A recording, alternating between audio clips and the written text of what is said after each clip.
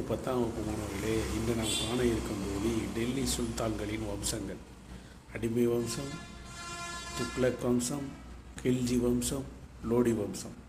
அடிமை வம்சத்தை தோற்றுவித்தவர் குத்புதீன் ஐபக். இவர் எப்படி அழைக்கிறார் என்றால் அடிமைகளின் அடிமை என்று அழைக்கிறார். இரண்டாவதாக இல்துமிஷ், மூன்றாவதாக சுல்தான், நான்காவதாக பால்பன். அடுத்து நாம் காண இருப்பது துக்ளக் வம்சம்.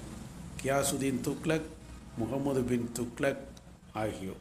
கில்ஜி வம்சத்தில் ஜலாலுதீன் கில்ஜி, அலாவுதீன் கில்ஜி. லோடி வம்சத்தில் இப்ராஹிம் சிக்கந்தர் லோடி, பப்லுல் லோடி, இப்ராஹிம் லோடி. இந்த இப்ராஹிம் லோடி என்பவர்தான் முதலாம் பானிபட் போரில் பாபருடன் மோதியவர். பிற வகுப்புகளில் இன்னும் சில வரலாற்று செய்திகளை காண்போம். நன்றி, வணக்கம். பிடிச்சிருந்தால் லைக் பண்ணுங்கள், ஷேர் பண்ணுங்கள், கமெண்ட் பண்ணுங்கள்.